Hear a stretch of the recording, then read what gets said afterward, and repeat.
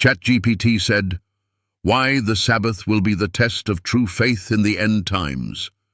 The world is standing at a crossroads. Prophecy is unfolding, lines are being drawn, and the choice will soon be made clear to all. Will you honor the commandments of God or the traditions of men?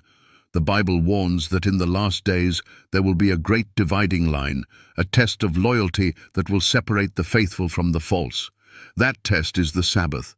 Not just any day, but the seventh-day Sabbath, the day God Himself declared holy, sanctified, and eternal.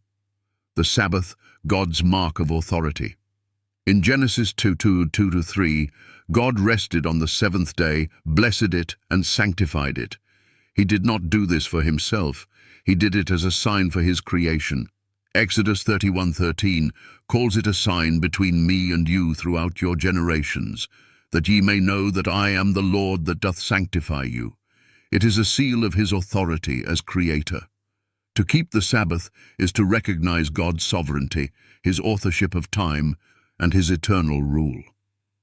The counterfeit day, a mark of rebellion. But what happened? History reveals that Sunday worship was instituted not by God, not by Jesus, not by the apostles, but by men. In AD 321, Emperor Constantine, a sun worshipper, decreed Sunday as the official day of rest to unite his empire. The Catholic Church followed, claiming authority to change times and laws, Daniel 7:25. But here is the chilling reality. Nowhere in Scripture does God command Sunday to be kept holy. It is a tradition of man, a mark of ecclesiastical power, and in the last days it will be the dividing line between those who follow God and those who follow man.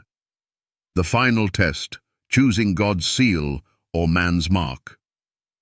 Revelation 14:12 describes the faithful in the end times. Here is the patience of the saints.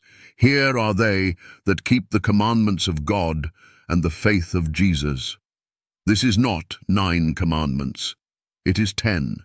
This is not man's tradition. It is God's decree. And Revelation 13 warns of a beast power that enforces a mark of false worship, a symbol of defiance against God's law. Those who accept it will face the wrath of God poured out without mercy, Revelation 14:9-10. What is this mark? It is the enforcement of Sunday worship in place of God's holy Sabbath. The choice will not be hidden. It will be global, public, and forced.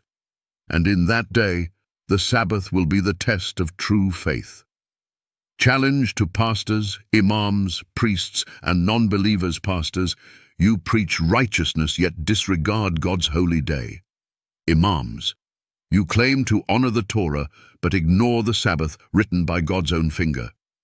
Priests, you place church decrees above Scripture, clinging to tradition over truth.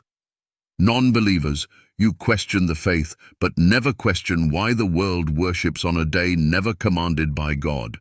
God said, "Remember the Sabbath day to keep it holy." Exodus 20:8. But the world forgets. The question is why? And the answer is simple. Tradition is more comfortable than truth. But comfort will not save you when the final test comes. The final call. The test is coming soon, very soon. Every person will have to choose. Will you receive God's seal, His Sabbath, a mark of obedience and faithfulness? Or will you accept the mark of tradition, the mark of the beast, symbolized in Sunday observance? The Bible is clear. Blessed are they that do His commandments, that they may have right to the tree of life. Revelation 22:14. This is the true test of faith. The lines are being drawn. The warnings are being sounded. Will you be among the faithful who honor God's holy Sabbath? Or will you fall with the masses who follow the crowd, blind to the deception?